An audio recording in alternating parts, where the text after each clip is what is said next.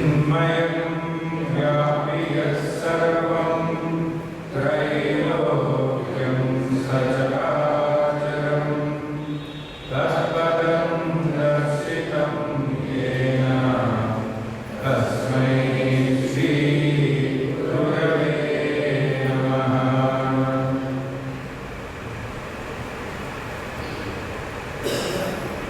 वक्रतुण्ड महाकाय सूर्यकोटिः समप्रभा निर्विघ्नं कुरु मे देव सर्वकार्येषु सर्वदा। वसुदेवसुतं देवं कंसचाणूरमर्दनं देवकी परमानन्दं कृष्णं वन्दे जगद्गुरुम्। भवानी शङ्करो वन्दे श्रद्धा विश्वासरूपिणौ याभ्यां विना न पश्यन्ति सिद्धा स्वान्तस्थमीश्वरम्।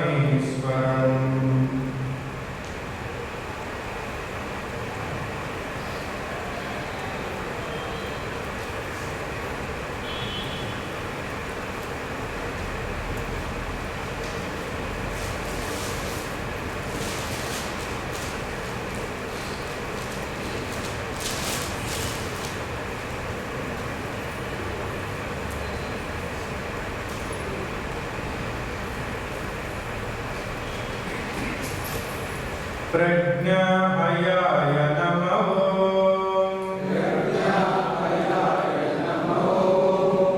प्रज्ञाहयाय नमः।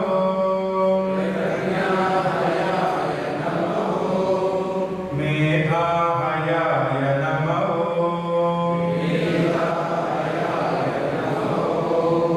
मेधाहयाय नमः। हयाय नमः।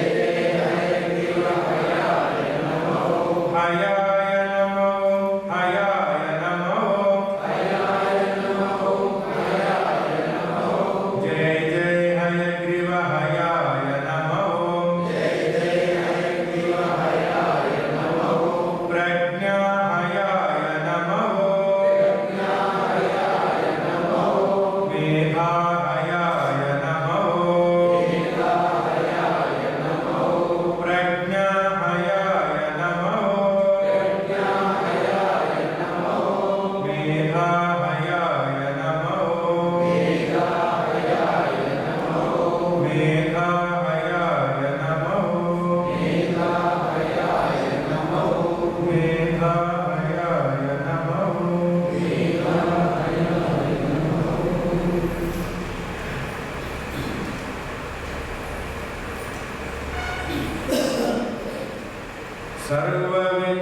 सर्वविद्यास्वरूपाय लक्ष्मी संश्लिष्टवक्षसे मधुपासनलक्ष्याय हयग्रीवाय मङ्गलम्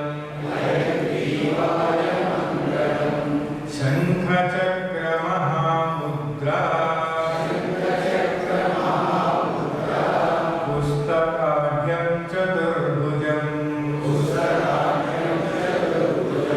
सम्पूर्णचन्द्रसङ्काशम्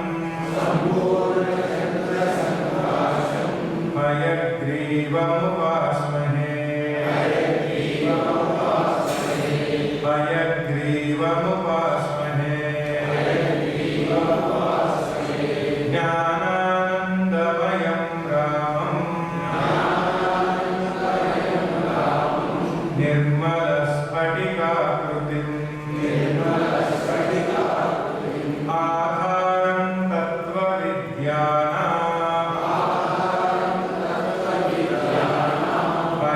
हयग्रीवायितं नुमः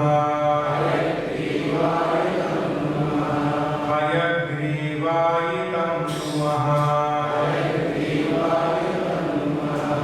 शङ्कराचार्य नवावतारम् विश्वेश्वरं विश्वगुरुं प्रणम्य विश्वेश्वरं विश्वगुरुं प्रणम्य वेदान्तशास्त्र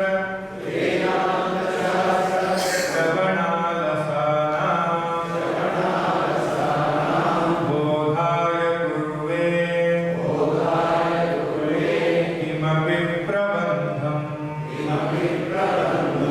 बोधाय कुर्वे किमपि प्रबन्धम् श्रीमद्हयग्रीव पदारविन्द कारुण्यमानन्द रसप्रसङ्गा मन्दाशयोद्धारण बद्धबुद्धिः सिद्धान्तबिन्दुं विपुलीकरोमि सिद्धान्तबिन्दुं विपुलीकरोमि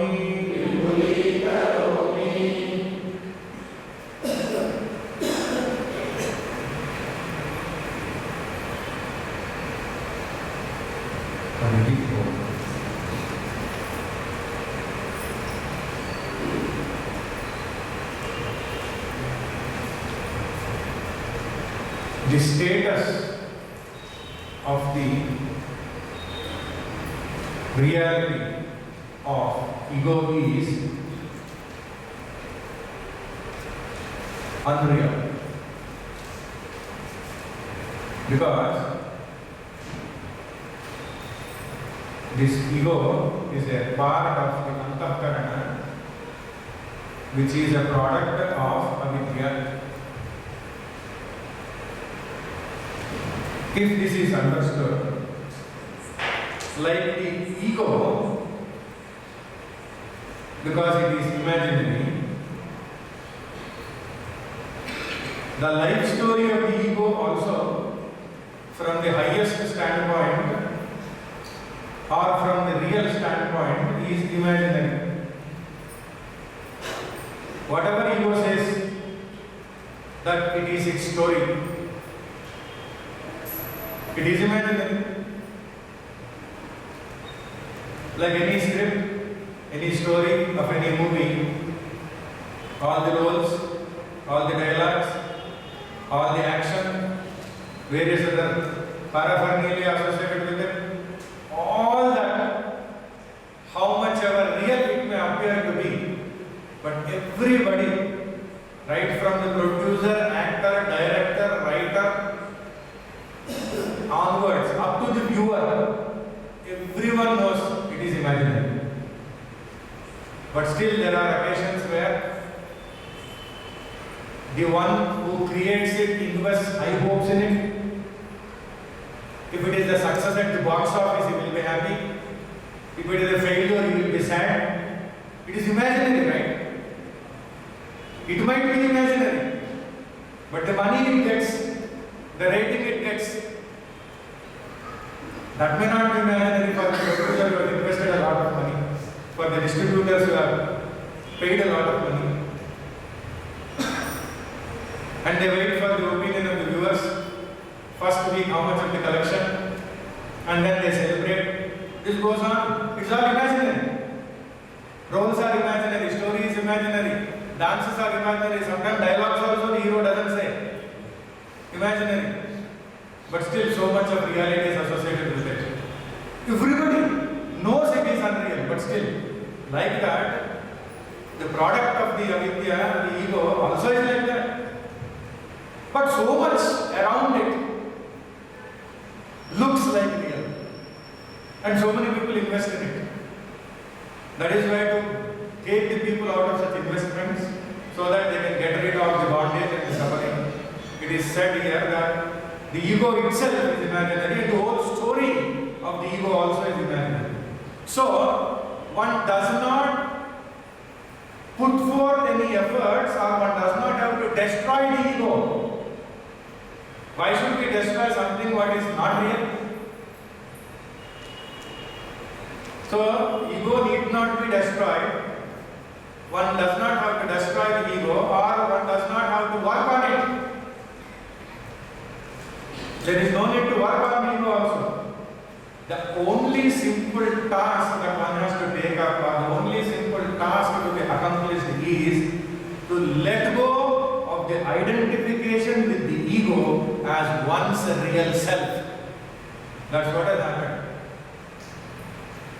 You have to let go of the identification with the ego as one's real self. We have now identified the ego as ourself. That is our identity. And it is a mistaken identity. It is an incorrect identity. It is a wrong identity. So that is what can be done now. Let go of the identification with the ego. That's all we have to do. No need to fight, no need to struggle, no need to defeat it. Simple. Let go of the identification with it. With this relinquishment of identification with the ego, thereafterwards, whatever happens, the self which is there inside, when it takes over, because the ego has been relinquished totally, identification has been relinquished, then the self goes right on walking and talking, eating and laughing, even when that ego functions, because the identification is relinquished, because we are no more identified with that ego, even when that ego also functions, because we have no identification with it. Whatever we may be doing, we will not be identified or involved or affected. Because there is a difference now.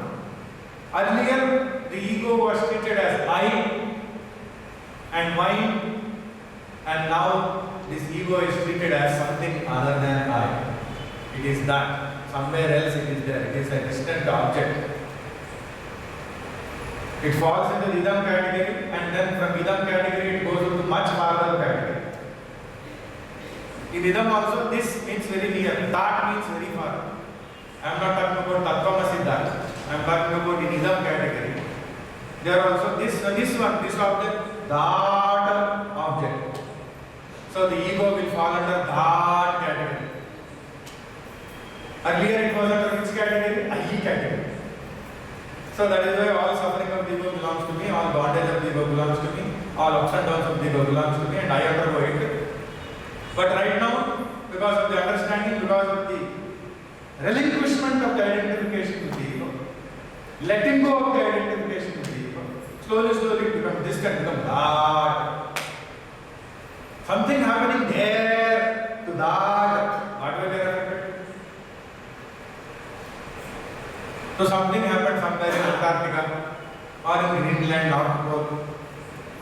What will happen? What will happen? So like that we will start treating the ego. But we have to let go of the identification with the ego. All that is necessary to get out of the bondage is only one thing, that is let go of ownership, authorship and delusion that one has invented this ego. We did not do that. It is the God and His own creative power that has brought forth this Antakarana, internal organ, into manifestation. We have not done anything with it. Only one thing we have done. We have done a mistake of identifying it as our own self. That mistake has to be corrected. And this is a natural mistake which is committed by everybody without exception. Everyone thinks like that only. So it is an accepted mistake. Natural mistake which everybody does. But the only thing what is required is the willingness to correct our mistake. Not to show our progress report to somebody that we have got high percentage of marks. Only because to get out of this suffering, to get out of this sorrows, get out of this bondage. Just for that reason we need to show. We need to get out of these clutches. We need to rectify that mistake. So, the ego is not overcome by condemnation. It need not be condemned. A crooked ego, bad ego, stupid ego, faulty ego, negative ego, devilish ego, this ego, that ego, need not be condemned. And ego is not overcome by hatred. We need not hate the ego after reading something about the ego. We hate others' ego, that is of course, we do that. Anyway, but we need not hate the ego, our ego. Nor it can be overcome by guilt. Neither guilt, nor hatred, nor condemnation will make us overcome it. All that we need to do is, we have to de-energize the ego. It has become very energetic.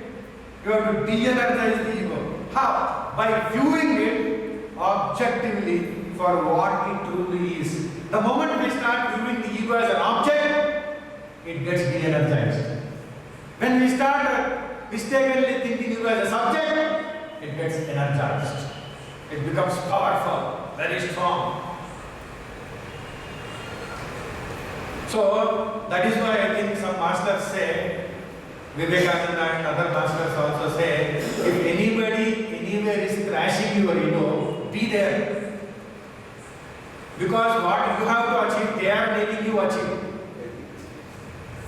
They are spending their time, their energy, their thinking. Oh God, how much they plot to attack your ego, to pull your ego, to finish your ego, to defeat your ego. How much they try. In fact, they are all contributors for our spiritual advancement if we take it rightly.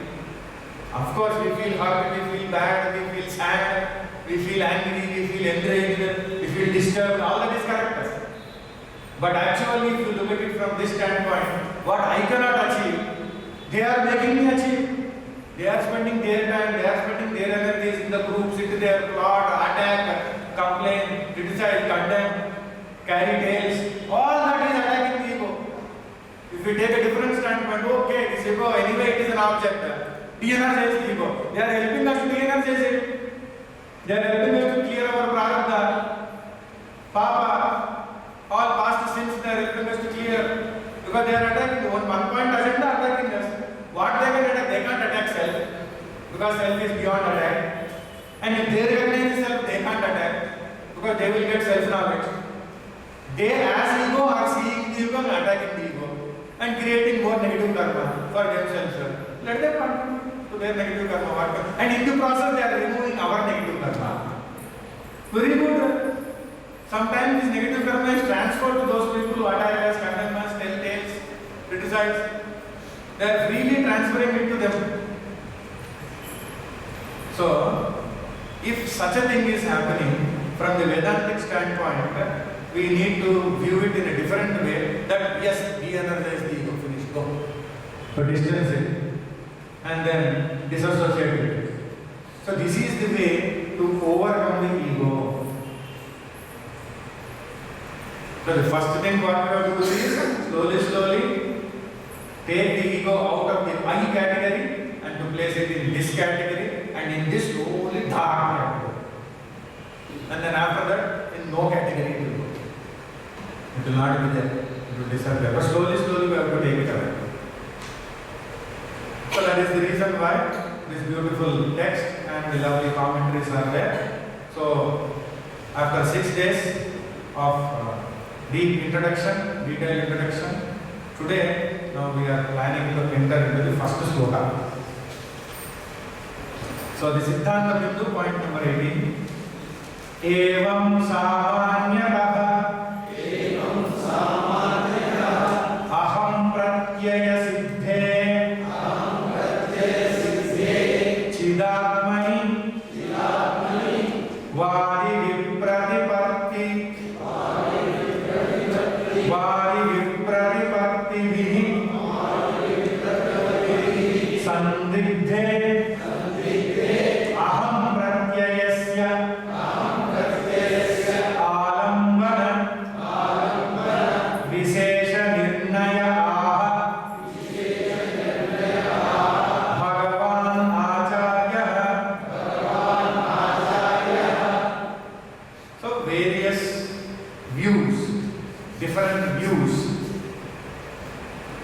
held by various schools. Doubt arises about the nature of the self, that is the consciousness, and is known in general way as I. So, in relation to this I, there are various schools of philosophy, of thought. We have already seen all of them through Siddhanta Bindu and through Siddhanta Sindhu also yesterday. So, because of the various views expressed, in regard to the I, which is the Tvam aspect, there is doubt. So we need to determine what is the best way of understanding it, the best philosophy, and also clear our doubt. Therefore, in order to determine specifically what is the basis of cognition I, if we are cognizing this I, what is the basis of cognition I? The revered Acharya says, what he says, na bhumir na toyam na tejo na vayuhu, na bhumir na toyam na bhumir na toyam na tejo na vayuhu na kham nendriyam va na tesham samuha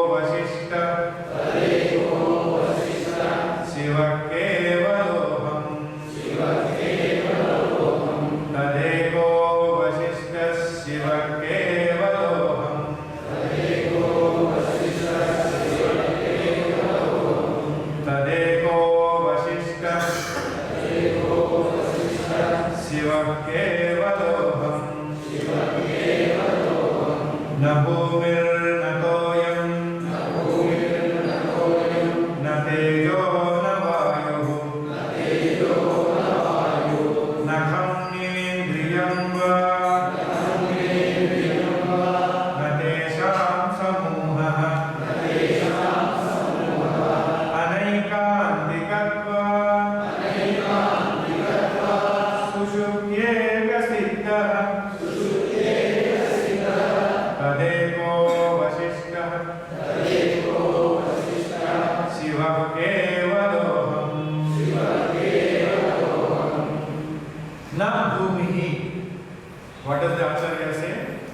bhumihi, I am not the element earth. Na toyam, I am not the element water. Na tejo, nor fire. Na vayu, nor air. Na kham, nor ether, nor space. Na indriyam va, nor any of the organs individually. Na desham samuha, nor all the organs together, nor all the elements or all the organs together as a whole. Anaikantikatvat sushuptiyeka siddha, because of the variability of the limiting agents in the states of waking, dream and deep sleep states, because of the variability of the limiting agents in the state of Jagrat and Swapna. The self exists by itself in deep sleep without limiting agents in the form of mind and senses. In the deep sleep state, it exists without body, mind, senses, without all the limiting agents. And that is where it is said, Tadevo Vasishtas Shiva Kevalo. I am the most auspicious, attributeless, non-dual entity who alone remains when all duality is negated. Asyartah aham, aham pratyayalambanam ekaha advidiyam. Here it is said, aham is the basis of the cognition I. Aham means it is the basis of the cognition I, aham, I. Whenever I cognize I, the basis here is aham. This is aham. Earlier, aham means ego only. But here when Bhagavan Adi is saying here, aham means it is the cognition of I. And it is ekaha. Ekaha means without a second. Tad ego. Ekaha means without a second. Non-dual, it alone is, there is no second, there is nothing other than it. There is no second to it. It alone is. That ekaha. Then avasishtaha means what is not negated when all is negated. When they start negating everything gets negated. But only one thing remains which cannot be negated. That is the self. That is this I. That is this aham. So that ego avasishtaha Shivaha, of the nature of supreme bliss and consciousness. Shivaha means which is auspicious. Shivaha also means of the nature of supreme bliss and consciousness. If anybody does not know the meaning of Shivaha, then that person thinks Shiva means inauspicious. How much ever intelligent the person may look. So, of the nature of supreme bliss and consciousness. That alone being the most auspicious. What is the most auspicious? Shivaha is the most auspicious. And Kevala. Shiva Kevaloham. Kevala means without any attributes. There are no more attributes to it. One wife went to the doctor and she told the doctor, "Doctor, my husband talks in his sleep. He goes on talking in his sleep." And the doctor immediately said, "Oh, that is so. I will give a tablet to cure it." The wife said, "No, don't cure it. Give a tablet so that he can talk more distinctly clear. So that I can know what all things are happening. He is talking now, it is not distinct and clear.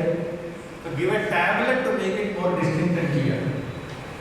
Why? Because in dream, one is not conscious of whatever one has done in the waking state. In dream world, a different type of thing is functioning. In deep sleep, that also is not there. So, this ahankara which we hold on to is not available in deep sleep only. So, but right now, we will go step by step here.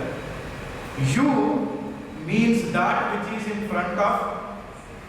See, whenever it is said, when we say the objects are under the category of this, and naturally you people are in the category of you. Whatever is there which is other than this I, which is real aham, which is this conscious principle, all will come under the category of you only. Anatma. So here I means oneself, all other things fall under the category of anatma. So atma alone can be called as aham. Everything else is not aham. So kevaloham. Atma alone is called as aham. And then I am seeing and I am doing this, I am doing that have come due to adhyasa.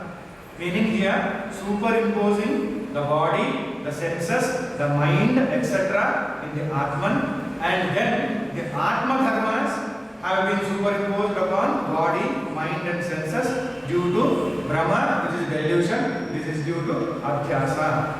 So then all the transactions of the world are due to Adhyasa. That is why if this is understood in this manner, what remains here? Atma alone remains. That is why Kevala meaning Ekam. Tadeko Vasishta Shiva Kevaloham. So the most auspicious, and Kevala here means the Eka meaning non-dual, meaning Advitiyam. Here the support of the scripture also is taken by Madhusudana Saraswati, who himself was a Sri Krishna Bhakta, but he has experienced Sri Krishna Tattva as Paramadvaita Tattva. So then, that is why he cites here from the Chandogya Upanishad, the Pramana of the Shruti, Ekam Eva Advitiyam Brahma. So what is this Ekam Eva Advitiyam Brahma? The Ekam, Madhusudana Saraswati says, Ekam means that which has no Sajatiya, Vijatiya, Swagata Veda. There is neither Sajatiya Vedam, nor Vijatiya Vedam, or Swagata Vedam. Sajatiya Vedam, born in the same class but different from each other. For example, tree, the class of trees. In the class of trees, neem tree is different from mango tree, is different from banyan tree, is different from some other tree. So each tree is different from other tree. So this is called as in the same class, one is different from the other. So Sajatiya Vedam. Generally in the world, the Sajatiya Vedam exists. And then the next one is Vijatiya Vedam. So the tree is there, it is different from mountain, it is Vijatiya, it is a different class, mountain belongs to a different class, tree belongs to a different class. So there is a difference. This is due to two different classes, Vijatiya Vedam. And then Swagata Vedam. Even in that also, in the tree also, the trunk is different from the branches are different from the leaves are different from the fruits are different from the flowers. So there is Swagata Vedam. There is a difference in itself. But here it is said, the Parabrahman is one entity, it is one wholesome entity, like this space for example, hence there is no difference of class, there is no Sajatiya Vedam in it. It is one homogeneous conscious entity. So there is no difference in it, there are no other things in it, like one tree is different from another tree, even though it belongs to the same class of this. Here it is not like that. So Sajatiya Vedam is not there. And then the whole world is of the form of Brahman. Brahman alone has manifested as this whole world. So whole world is of the form of Brahman. So there is no Vijatiya Vedam. There is no another class other than Brahman. If there is anything other class, then we can say that there is division here. There is no such division. And the third thing is, this Brahman is without any modifications. It is nirvikara. It is not vikara. Mind is full of vikara. Ahankara is full of vikara. Chitta is full of vikara. Buddhi is also full of vikara. Buddhi, manas, chitta, ahankara are all full of modifications. They keep changing and changing and changing and changing. That is why every moment there is something else happening in it because changing. They are always under the influence of modification. And as the jiva, without knowledge of one's own true nature, the jiva also will be under the influence of these modifications. So there are no such modifications possible in the Akhanda Padartha. Brahman is Akhanda, divisionless. It is indivisible, divisionless continuity. You and I are all divided continuities. We are all divided. We are all divided, limited by time, space But here Brahman is a divisionless continuity. That is why it is said by Madhusudana Saraswati and also by Ramaraya Kavi, who himself was Hayagriva Upasaka, but Hayagriva himself gave darshan to him and taught him Paramadvaita. So, world is only due to Mithya, hence it is only due to Maya and delusion called as Bhranti. And then the example cited here is the Shuktika Rajatam Yatha, the nacre and as well as silver. The Shuktika, the shell, seashell that is there, and then from a distance, because of the light falling on it, an individual who is looking at the bank of the sea, and then the seashell also is there, and then looks at that, and then thinks that the shining seashell that is there, looking at that, he starts thinking that it is the silver. Or the pearl shell. When we look at the pearl shell, that also shines, and then one can see that and thinks that it is the silver. So then here, the pearl shell or the nacre alone is real.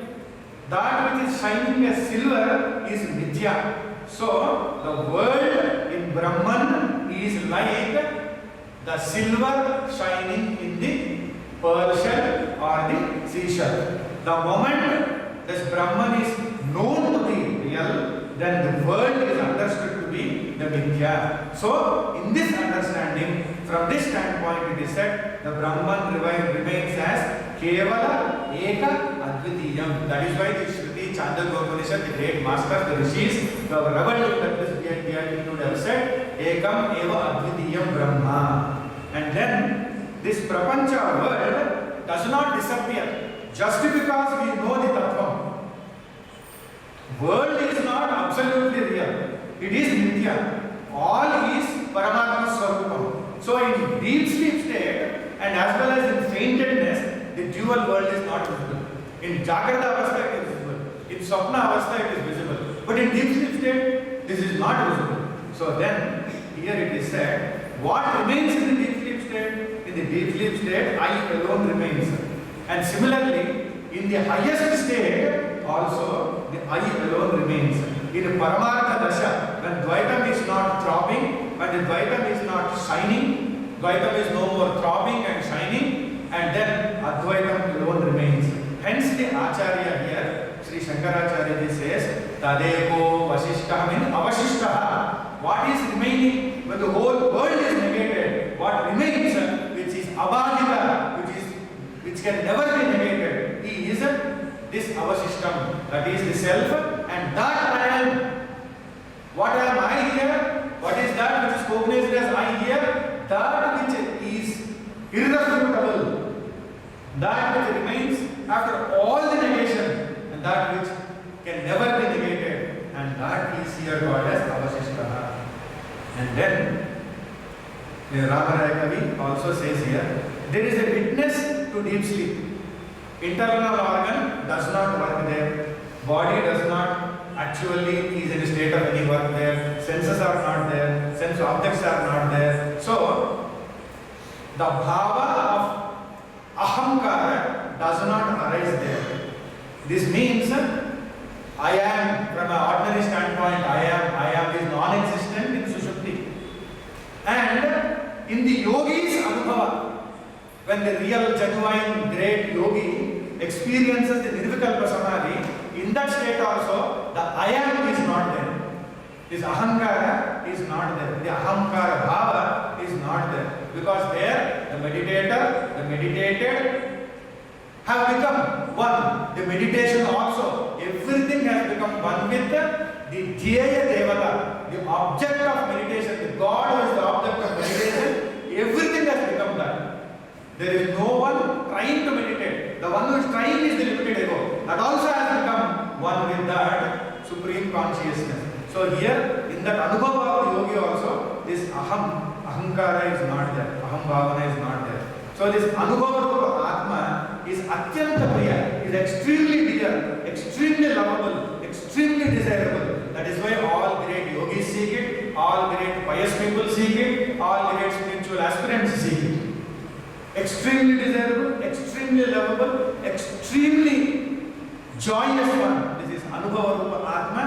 He is so lovable, desirable, that is why everyone seeks it. So this Atma is Paramananda Rupa. That is why this Paramananda Rupa Atma, which is so desirable, so dear, so lovable to all the great people, it is called as Shiva. That is why it is Shiva. That is why it is consciousness and Ananda. Chaitanya Ananda. That is what is Shiva it is. It is Mangalaprada. It is the most auspicious. That is why Acharya said here Shiva. Shiva here means Paramananda Swarupa. That is why Om Namah Shiva here means Paramananda Swarupa. But then in Dvaita, which is Mithya, there is Jadam and there is Dukkham. There is inertness and there is misery. For that we need not go to any Shastra, we experience it right away. Every experience tells us that there is inertness and there is misery. Hence, this Dvaita Prapancha where there is inertness and misery is called by Madhusudana Saraswati also, Adi Shankara also as Amangalam. So that is inauspicious. So what is auspicious here? Auspicious is Shiva, who is Kevala, who is Ekaha, who is Advaita. So the Dvaita is not in deep sleep, hence it is Bhajitam. It is refutable. So Atma exists in all three periods of time, hence it is not Nitya. So in that deep sleep also, there is nothing other than happiness and nothing other than knowledge. So in the highest state, also there is knowledge and the happiness. But here in deep sleep, the individual is covered by avidya. So when I go to sleep, I don't know that I am sleeping. But in the highest state of experience of oneness with Brahmic consciousness, there the consciousness is totally present. So hence there is Sukham and Jnanam. That is why it is said it is Shiva. Shiva also means there where there is Sukham and Jnanam. And nothing else remains there. So that is why even in deep sleep also, which is compared sometimes for our sake of understanding with the deep samadhi, there are only Chidanandas. Chit is there, Ananda is there. Chit is consciousness or knowledge, Ananda is happiness or bliss. So the Swarupa of the Atma here is experienced. The Swarupananda is experienced here. It is one's own true nature which is being experienced here. And whatever pointers are there, all these pointers are called as the dharmas. And then here it is said the Dehatma Bhavana initially is rejected and then slowly the identification with various other things is rejected so that one can come to experience the ultimate pure consciousness. I have heard that one woman was telling her friend, I insisted on nurse being present while the male doctor was examining me this afternoon. I insisted on nurse being present while this male doctor was examining me this afternoon.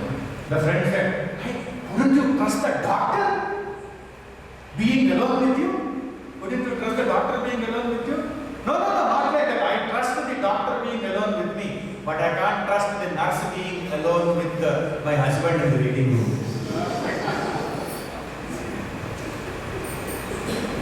There, how that individual entity works, I don't know. So that is why I insisted that nurse should be here. The mind goes on thinking in various forms, the ego goes on identifying with it in various ways. Once in a class, the teacher was talking about the Darwin's theory of evolution. Students also were listening about it. And then one student got up and said, okay teacher, now I have understood that my great-grandfather was a monkey, my grandfather was a gorilla. I don't mind it, I take it easy, because anyway that is the theory of Darwin, I take it easy. The teacher said, you need not mind it if your grandfather was a gorilla, it must have been a problem for your grandmother. The idea is, whenever we have limitation in our thinking, and that is also influenced by identification with the modifications that are happening in the Antakarana, that are happening outside, whether it is in the physical world or whether it is in the inner world. These modifications will start bothering us and start troubling us. That is why we need to see to it that we are not under the influence of these modifications by getting into the right way of thinking. One teacher asked the student to tell the grammatical tense of the statement she is making, and she said, "I am beautiful." What tense it is grammatically? The student without hesitation said, "Past tense, teacher." You are beautiful, you are not. Now, going into the next point in Siddhanta Bindu, Madhusudana Saraswati. Tena advitiyah sarva pramana vadhyah paramananda bodhah eva aham pratyaya alambanam iti aupanishada pakshah eva shreyan iti arthah. Therefore, the meaning is that the view of the followers of the Upanishads, of the Vedanta, that the basis of the cognition I is the non-dual supreme bliss consciousness. What is the basis of the cognition of the I according to the Upanishad? Here it is non-dual supreme bliss consciousness, which is beyond the scope of all means of knowledge, is superior. So Madhusudana Saraswati in his commentary Siddhanta Bindu on the Dasasloki very clearly said this is what is the superior most understanding. Etat upapadanaya itaravadi matani nirakarishyam pradhamam dehatmavadam nirakaroti. To establish this view that the body itself is therefore we have also seen there are certain systems of philosophy who thought that this body is self, the sense organs is the self, the combinations of elements is the self, individual element is the self, the combination of sense organs is the self. Like that we have already seen various views that are presented by Madhusudana and as well as Ramaraya Kavi, which are there in the different schools of philosophy. The first thing that is taken up here is to refute the views of the other schools. The Acharya takes up and starts with na bhumihi, na toyam, na tejaha, na vayu, na kham. So it has been said that not the element earth, nor water, nor fire, nor air, nor ether. So then this word I is to be connected with each negation. I am not earth, I am not water, I am not fire, I am not air, I am not ether. Then I am not what is called the earth, like that. So what happens here in this way is whatever is I, that I is not all this. Then we slowly come to a state, then what is this I? So in order to refute these things, this way the analysis has been taken up. For refuting the Charvaka's view that the body is the self, so the Charvaka said body is the self. To refute that, the rejection of each element is separately restored to. Each element is separately rejected, refuted. So that mainly to refute the view that body is the self, according to the Charvaka. Because the concept of the combination also has no place in Charvaka's view. And then next Siddhanta Bindu point says, those who say outer cannot be the cause of the body, since it is merely the absence of the covering, is eternal and is non-existent, also is rejected. Because if somebody says ether is not the cause, ether is only a cover like thing which is is non-existent. Somebody says ether is non-existent, space is non-existent. But here it is said, according to the Advaita Vedanta, ether is accepted as existent and the cause of the body, etc. And could therefore be claimed to be the self of the Charvaka. So that is being refuted or rejected here. And then the statement when the Acharya said it is not air, now vayu. Here also there is a refutation. If somebody thinks that body is not the self, is rejected, so now I will say that the vayu is the self. That also is rejected. And then the statement natham, it is not either, is for rejecting the Buddhistic doctrine that is the void is the self. Because the word kham has the same import as the word void. It also means space, it also means the void. And then further it is said in the Siddhanta Bindu, point number 24, both the words not an organ, the view that any one of the organs is the self is rejected. Any one of the organs also is rejected, and then the aggregate of all the organs is the self also is rejected. So collectively all these views have been rejected. And then by the rejection of the elements, the vital air, the mind, which are the products of the elements, are also rejected. Somebody says mind is the self, so that also has been refuted and rejected. Mano nirakaranena mano vrittehe kshanika vijnanasya dehatiriktasya kartrutva bhoktruttvani visishtasya nirasaha visishtasya cha nirasaha. By the rejection of the mind, saying that this mind also is not the self, the Buddhistic view that the momentary consciousness is the self is also rejected. Since here, if it is considered as this mind itself, this momentary consciousness is itself is the self, Kshanika Vijnana is the self, that means what? The Kshanika Vijnana is a modification of the mind. It becomes a vikara of the mind. How can that which is a modification of the mind be the self which is beyond all the periods of time, which is beyond all the limitations of time, space and objectivity? So thereafterwards also, we will come to see how beautifully Madhusudana Saraswati and as well as Ramaraya beautifully take up each of these elements, each of these points, and then they compare it and they prove it that how each one is limited by time, limited by space, limited by objectivity.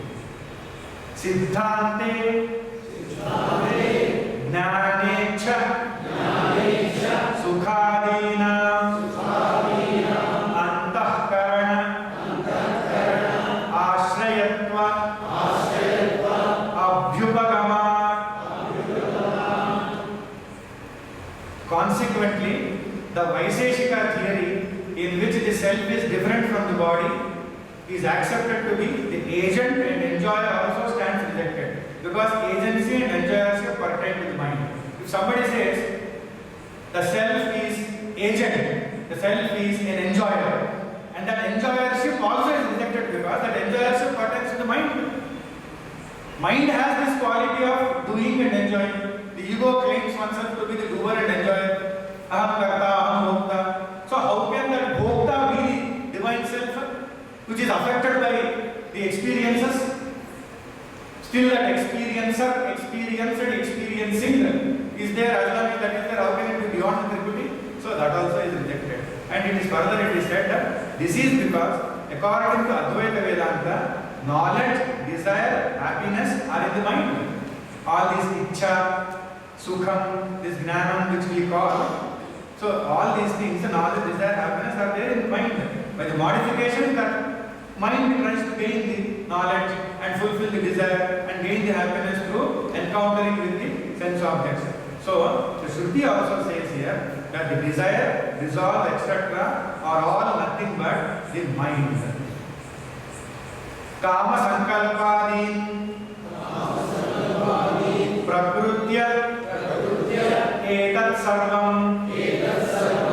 मन एवेति श्रुतेः.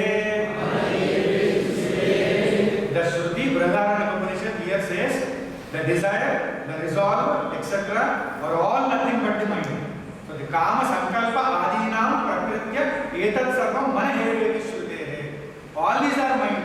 So the mind is full of modification. So how can this be said as the real self? It cannot be said. Then further, tena dehamarabhya kevala bhoktrutva padarthanam tattadvadyabhyupagamana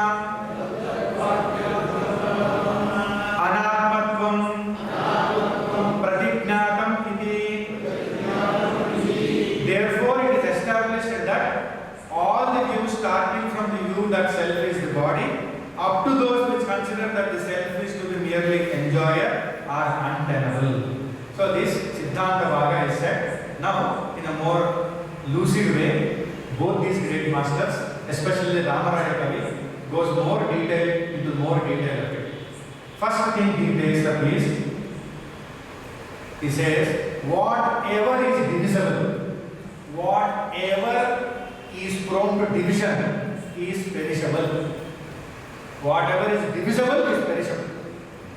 Whatever is limited is perishable. And then he says, this division which is there, this division is of three kinds. One is Desha Vedam, another one is Kala Vedam, third one is Vastu Vedam. Whatever we call as the place wise, the time wise, the object wise. Time, space and objectivity. So here he takes up the example, pot. Now this pot, is the pot unlimited?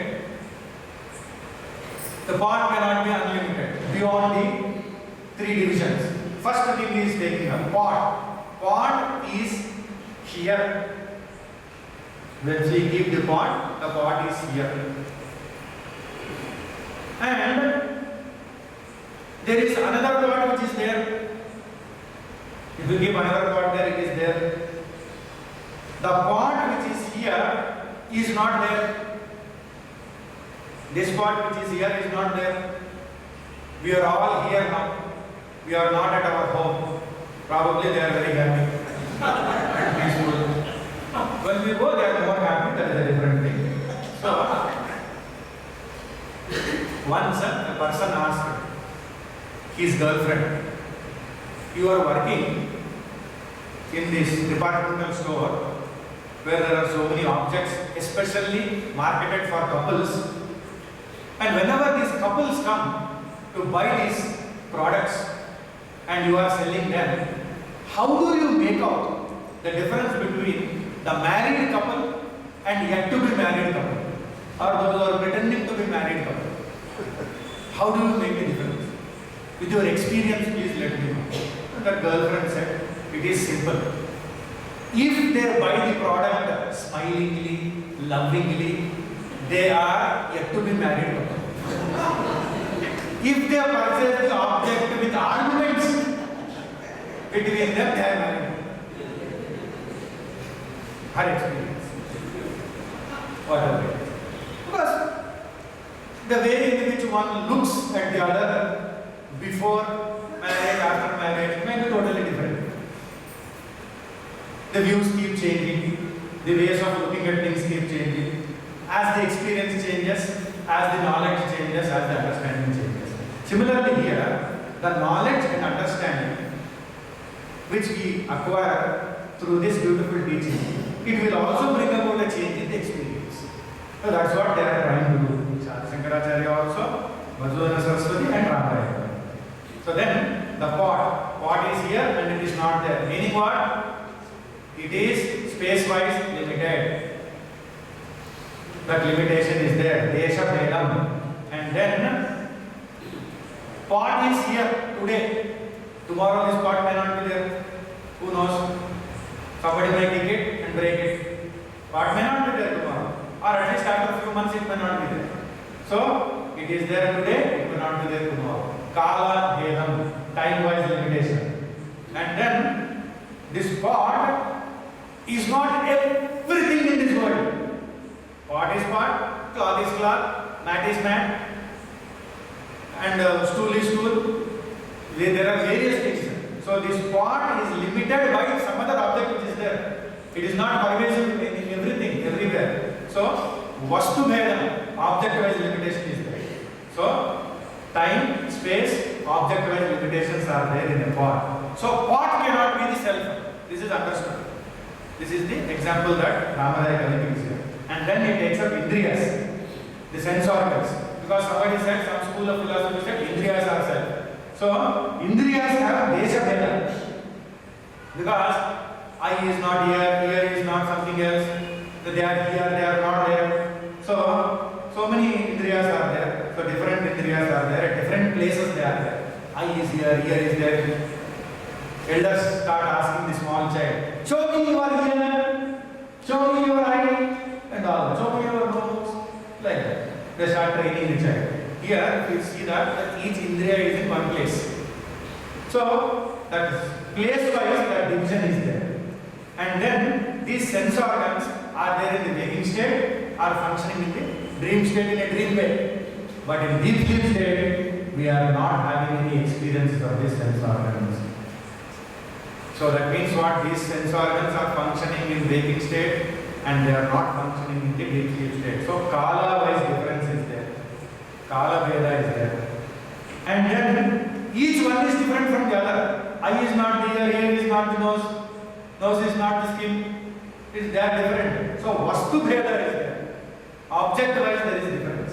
So that is how the sense organs cannot be the same. That is refuted. Then Ramaraya Kavi takes up mind, which was already taken up by others. In Siddhanta Bindu, Madhusudana Saraswati have already taken up. So mind, here he says, according to various pointers in the scriptures, mind remains in Pundalika Samana Hridaya Kosham. Some of the pointers in scriptures are there. Pundalika Samana Hridaya Kosham, the mind is there. So according to that interpretation, there is Desha Bhedam. And then it is different from Indriyas. Mind and Indriyas are different. So Vastu Bhedam. And it is not existent in deep sleep. Mind is not functioning in deep sleep. So Kala Bhedam. So Desha Bheda, Vastu Bheda, Kala Bheda. Again, space wise, object wise, time wise, they are limited and divided. So whatever is limited, whatever is divisible, it is perishable, it cannot be imperishable, it cannot be eternal, it cannot be all-pervading, it cannot be supreme consciousness, it cannot be the divine self, it cannot be our own true nature of the self.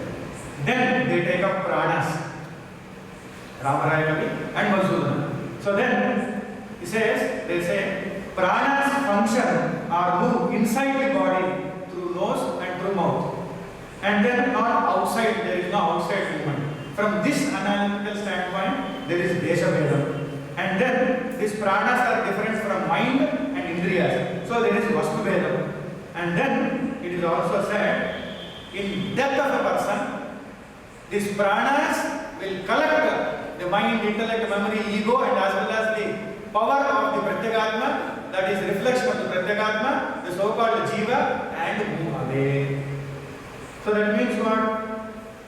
They are moving away, they are going away. Then it is said, when the Tattva Jnana is gained, this prana gets totally merged in that Tattva.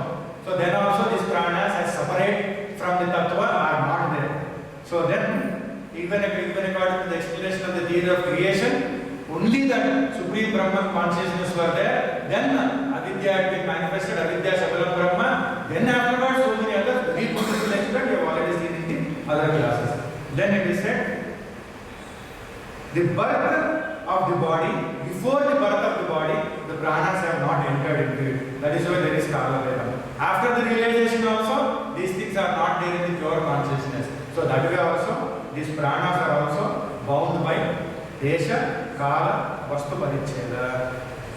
And then Somebody says Jiva is of the Deha Parimana. The Digambara philosophy says that Jiva is of the size of the body, and that also was already earlier refuted. Based on the Deha Rupa Pradesham, because this is of the size of the body, and that is why they say the Desha Paricheda is there. He is different from other Jivas, so Vastu Paricheda is there. This Jiva who is present in the body is not present anywhere else. So that is why also the other Vedas are being said here. So this way also Desha, Vastu, Kala Vedas are there. After the Tattva Bodha, there is no future Janma. Hence, for this who is called as the Jiva is of the size of the body, there is no more future Janma after Tattva Jnana. So that way this fellow also doesn't remain after Tattva Jnana, so that Kala Veda also is there. So this, it cannot be a Supreme Self. And then, the other point is taken up. Atma is Karta, Bhokta, Sarvavyapi.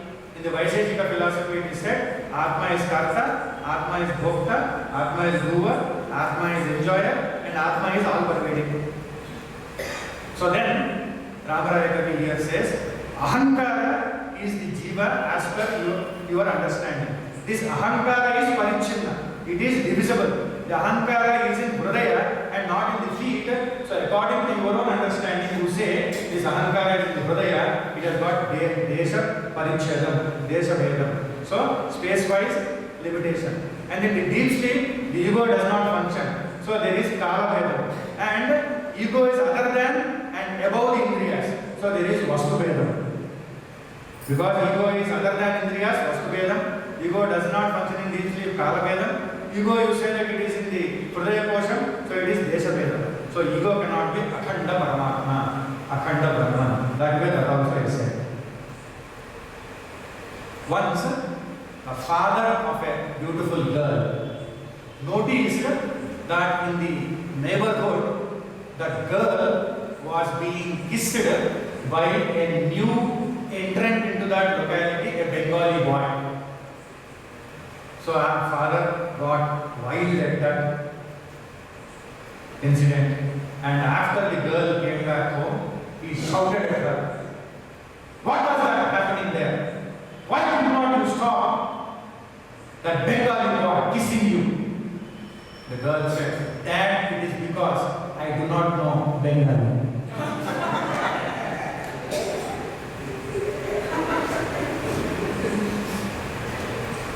Logically it looks correct, but intentionally it is different. Intention might be different, logical presentation might be different. But as far as this analysis which is presented here, for both Vasudhana Saraswati, who has experienced Sri Krishna as Paramatmaika, and Ramaraya Kavi, who was taught by Hayagriva only the Paramatmaika Tattva. So, with the experience, they are dealing with all these analysis. And then they take up the Bhatta's philosophy. Then it is said Jada plus Jnana Swarupa is Jiva. Pure Atman is Jnana Swarupam and he cannot be Jada Rupam. And Jnanam and Ajnanam cannot operate at the same time.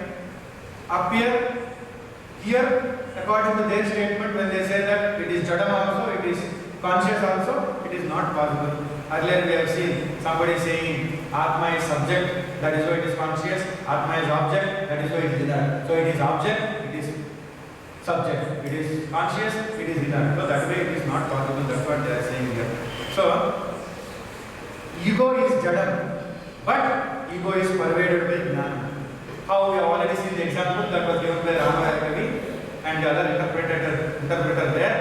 See, beautifully it was said, like the magnet moves the needle, the power in the magnet enters into the needle and moves the needle. Similarly, the Pratyagatma, which is pervading the entire body, which is not different from the pure Atman, the Pratyagatma, the innermost self, the power of that innermost self is moving, it is pervading, just as the magnetic power pervades the needle and moves the needle, and it also is in the needle. Similarly, the power of the Pratyagatma, the knowledge of the Pratyagatma is in the Ahankara. So because of that only, the ego also is functioning.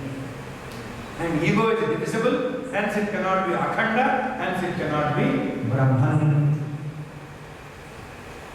Mr. Sharma consulted the doctor about the wife's condition. The doctor said, see, the most important thing is you have to take her temperature readings frequently and then report to me. Depending upon that, I will keep changing the medicine so that we can cure it. So please take this thermometer, which is ultra modern and very latest, and you place it underneath the tongue of your wife inside the mouth and ask her to be quiet and silent and not talk at that time. Half a minute is enough and it will give you the reading. Take this thermometer. The husband says, doctor, is there a thermometer where it has to be kept inside for 1 hour?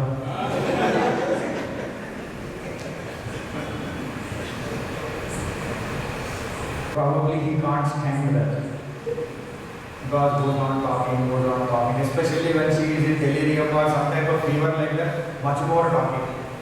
So, our mind also, our ego also, constantly go on involving in identifications which are nothing but modifications.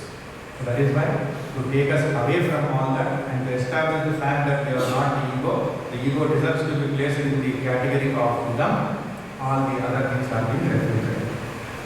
The son, who was very brilliant and intelligent, came back home from the school and looked at the father and said, Father, do you agree with me that shouting and beating are bad habits? Shouting and beating are bad habits? The father looked at the son and said, yes, I agree with you that shouting and beating are bad habits. Then he said, here is my progress report. Simply signing. Meaning, don't shout, don't beat. He was very intelligent enough to commit the father. The intelligent statements bring about a lot of change.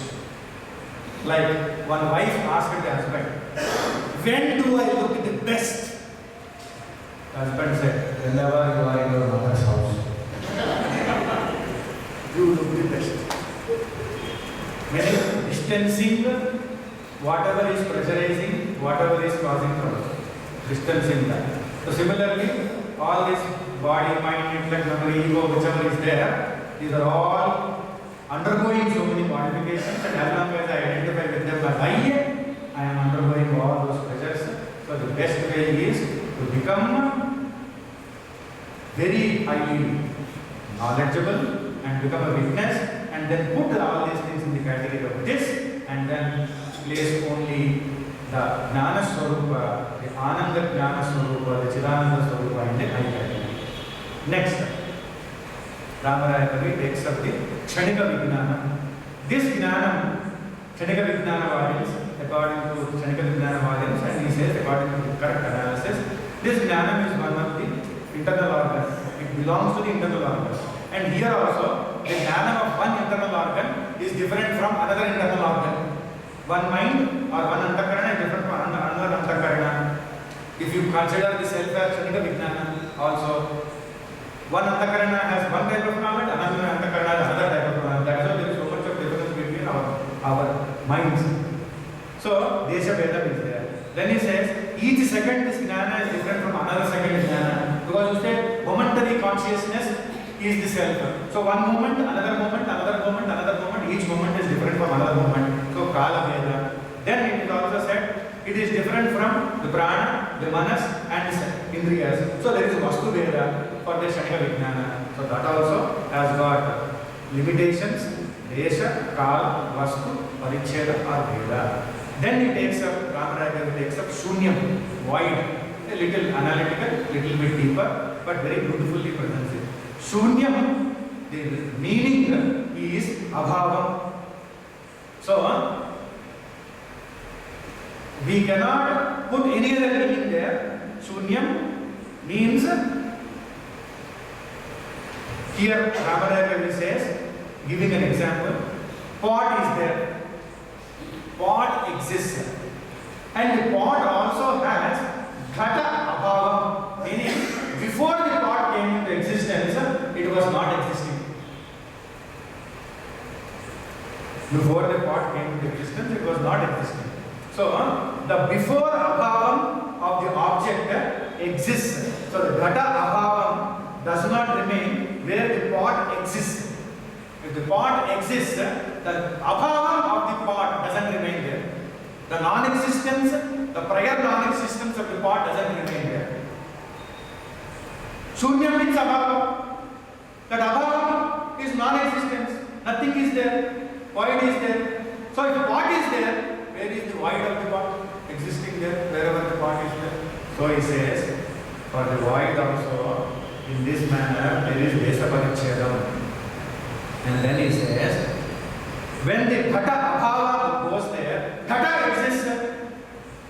Non-existence of the pot, it goes when the pot comes into existence. So pot is coming into existence, the non-existence of the pot, which is abhava, which is shunya, is going away because of the pot. So kala parichedam is there, for it, time-wise limitation is there. And then in pot, there is no non-existence of pot. In pot, there is no non-existence. For pot, there will be non-existence. In pot, there is no non-existence. So there is vastu bhedam.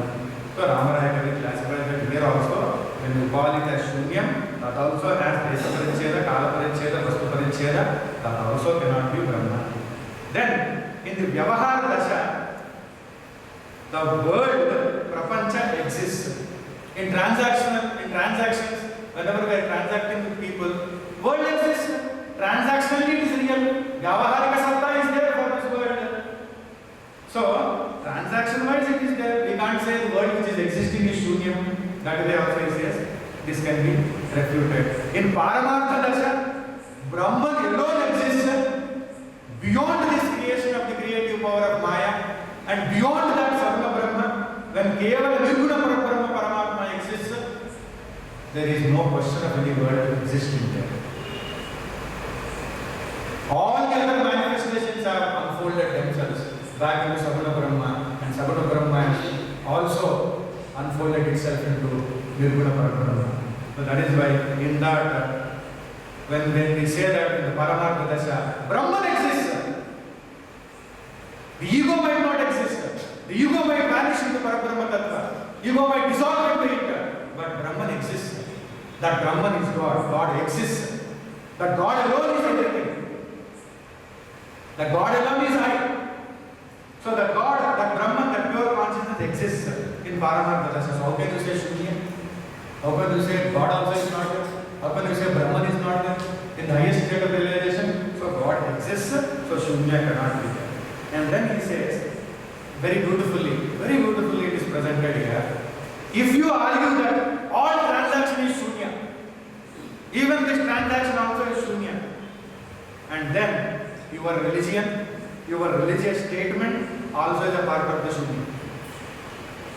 Ramaraya Kavi says this. If you still argue that till everything is Shunya, all transactions are Shunya, even your religion, your philosophy, your thought, your statement also falls under the same category. That means it is non-existent. Then to whom and to what and why we should reply? If you are non-existent, and if your statement is non-existent, if your religion is non-existent, if your philosophy is non-existent, why should I answer? To whom I should answer? You are not there, why should I answer? You are not there, you are arguing that it is Shunya. Shunya is everything. You yourself are not there. So who knows it is Shunya? Who is there who is telling that it is Shunya? Some consciousness has to be there which is conscious that it is Shunya. You are talking that it is Shunya. Something is conscious of the Shunya. So, you yourself are disproving what you are talking. So, the pure consciousness can never be Shunya. And then he goes to the Sankhyans, and Ramaraya Kavi takes up this. They are all systematically following what Adi Shankara and then what Madhusudana had done.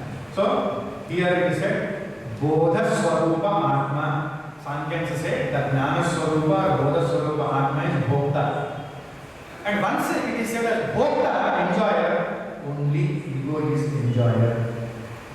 So, Atma is Sarvasakshi, it is the witness of all, and it is unchanging, it is Kutastha, so it is not Bhokta to anything.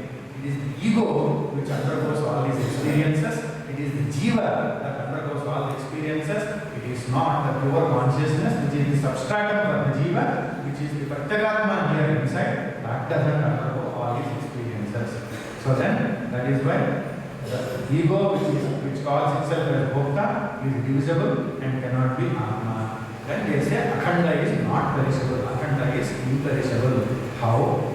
See, Vinasham or destruction means not being visible to Indriyas. That is destroyed. Finally it is destroyed and dead and dissolved and disappeared. Meaning what?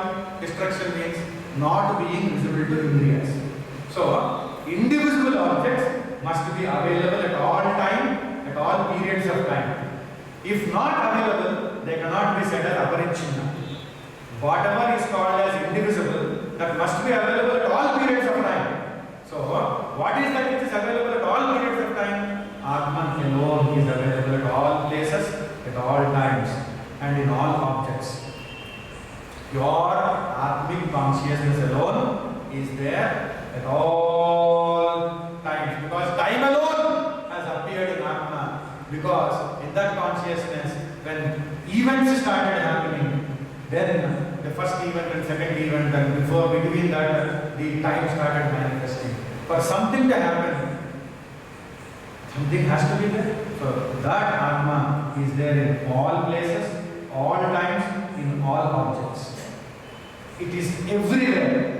It is beyond the limitations of time, space and objectivity. Hence they say the Atman which is throbbing and shining everywhere at all times, that alone can be called as Atma, that alone can be called as Brahman, that alone is indivisible, that alone is available everywhere, and that alone can be referred as that I or that cognition I. Here what is said here as Tadevo Avasishtaha Shivaha Kevalaha.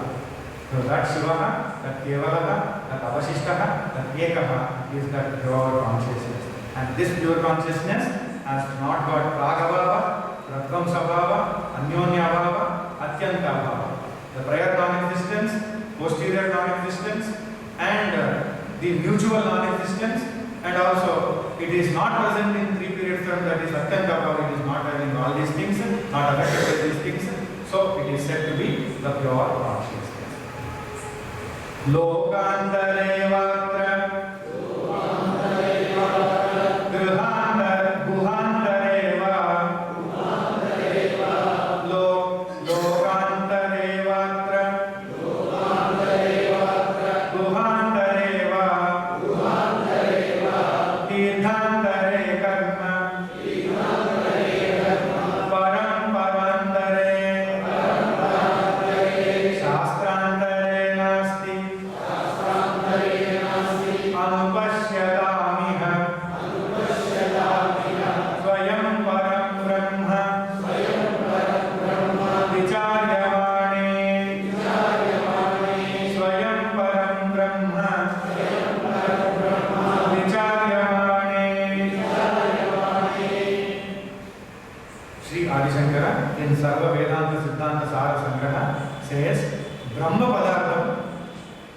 that pure Brahman is not there in some loka.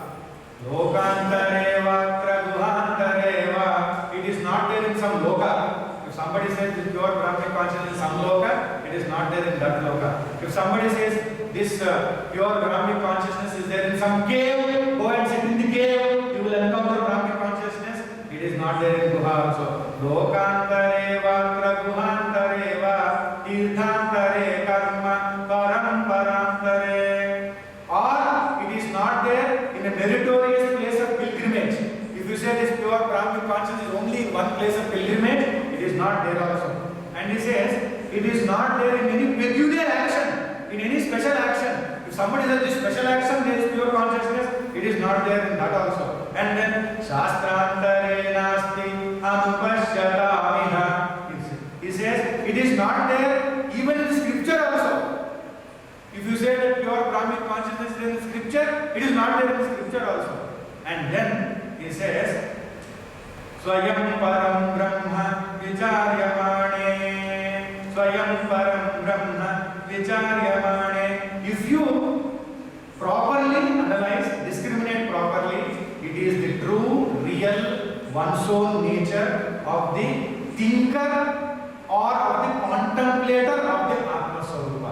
If anyone is trying to contemplate upon the Atma Swarupa, think about the Atma Swarupa, read the scripture and know about the Atma Swarupa, sit in a cave and meditate upon the Atma Swarupa, it is the one's own true nature of that fellow who is doing this. It is one's own nature, one's own true nature. It is Swarupa. It is Atma Swarupa. So you are searching for it somewhere, in something. It is your own true nature. It is your own Swarupa. Swamatmanam param matva. Swamatmanam param matva. Paramatmanam anyatha. Paramatmanam anyatha. Vimrugyate punastvama. Vahih posheshu panditaihi. Here, who is referred here as I, from the standpoint of Lakshara, the implied meaning is the pure consciousness who is of the form of Brahman. And Brahman alone shines as Jiva even at the time of transactions. But the Pandits or scholars or the deep analyzers, thinkers, contemplators and meditators, they come to know about all this. Because they experience the truth and then they realize it. But for ordinary people to experience the truth and to realize it, we have to get out of the Anruta Jada Dukkarmaka Panchakosha. The 5 elements and the 5 koshas which are Anruta, not absolutely real, which are inert, which are Dukkarmaka, which are full of not happiness, full of misery, which shines as that which is pure, which shines as different from this Anruta Jada Dukkarmaka Panchakosha, that is Satchidananda Swarupa, that is Parabrahma Swarupa, that has to be known, that has to be realized, that has to be understood. And that can be experienced by this beautiful refutation of what is not self, and finally they arrive at what is the self. Om Vagishwaraya Vidmahe Hayagrivaya Dhimahi Tanno Hayagriva Prachodayat. Om Akshareshwaraya Vidmahe Mantra Rajaya Dhimahi Tanno Hayagriva Prachodayat.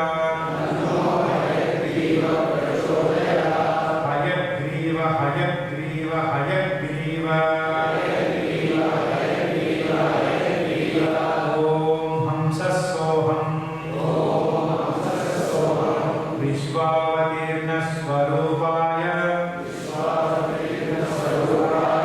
Chinmayananda Rupine Tubhyam Namo